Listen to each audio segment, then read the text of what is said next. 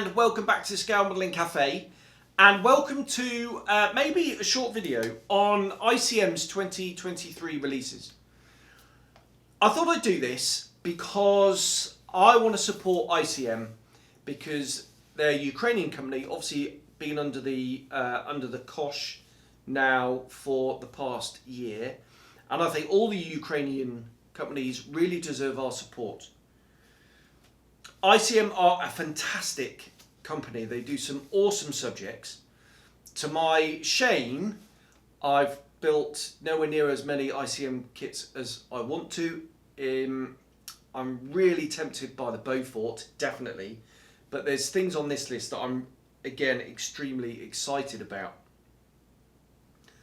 Most of these we know about already. In fact, I'm sure most of you know all about them already. But this is an opportunity just for me to offer my opinion, and then maybe we can have a discussion below in the comments and yeah, have a chat.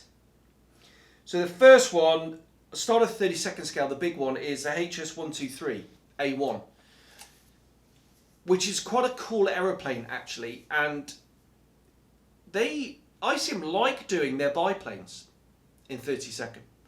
They've done the I-153, Gladiator, Stearman,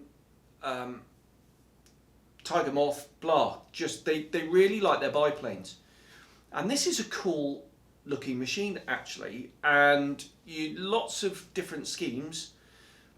I quite fancy this, and I quite fancy this in an Eastern Front winter whitewash, a sort of ground attack job. Whether they had A1s in that and they were later versions or not, I don't know, but yeah, really cool actually, and I am really in fact I'm quite tempted by all of these, but yeah, that to me just kind of stands out. I think that's really cool. Quite a if they're going to do biplanes, to do a Second World War one that actually served would be awesome, and I really hope they do a swordfish in the future, because the Trumpeter one is quite old, and I know it's got some issues here and there. So ICM, come on fellas, give us a swordfish, hashtag Fly Navy. But HS123, I think that's an awesome choice. 135th HS135G Cobra. I really like the Cobra. To be honest, the G doesn't really leap out to me as a subject that I'd like to do, but I know hugely popular with lots of modelers. They've done the other scales, and a really cool choice. I think most people knew it was coming with some of the sort of box art, some of the figures. I think I've got a feeling they might even do a dual release down the line with some of the other Vietnam stuff, but who knows? Release it with figures and that kind of thing. That'd be really cool, and it really lends itself to a diorama, I think. Maybe sort of a crashed one, sort of pilot helping the gunner out the cockpit. If we get some figures doing that, that would be really cool. Sort of in a rice paddy. Yeah, right up my Strasser. That would be cool. Right, moving on to 48 scale now, and Heinkel 111 is a really nice kit, and it's a really nice size in 48. It's imposing on the table without being too huge. I've done the Revell 32nd one. That, frankly, is ginormous. But this one, they've announced a H8 version, which has got the mine clearance thing, like the big metal frame that goes all the way around the front, that you flew low level and it was magnetized or something, and it set off the magnetic mine clearance job. Yeah, I think that'd be a really, really cool model, and a really interesting variant to do, and that'll look really nice on the tables at shows and in your display cabinet, I'm sure. So I thought I'd mention that one. One that I really, really want to do is in 48 scale, the Key 21B Sally. Now I'm severely tempted by the 72nd Sally, but 48th I think would be really nice. Be quite a big model actually.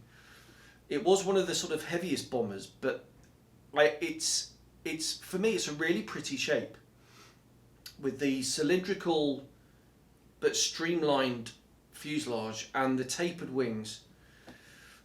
It's a really, I think, a good looking aeroplane, and you could really go down to town on some of the weathering on that, especially some of the field applied schemes, sort of over natural metal, some of the chipping ones. But I've got a feeling I'd quite like to do the old, sprayed wavy lines on it. I think that'd be a right challenge.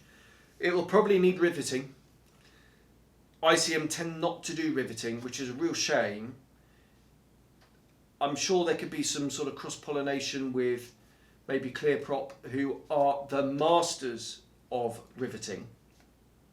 But obviously it bumps up cost production-wise and everything. But frankly, I'd pay an extra 10 quid for it to come riveted, which means I don't have to do it. I just love riveted models. I think they really add something to the model. We can have that debate about accuracy and all the rest of it, but yeah, very much doubt it is going to be riveted. So I would have a job on my hands to do that, but once done, it'll look fabulous, I'm sure. So I'm severely tempted by that. 72nd scale now, dropping down. They've announced an OV-10A Bronco. Now, obviously, I did the 32nd scale Bronco and did the old, went completely mad doing the Mad Max post-apocalyptic thing on it. It's a really funky aeroplane. And so they've just announced the A, which is obviously the early version, the Vietnam version.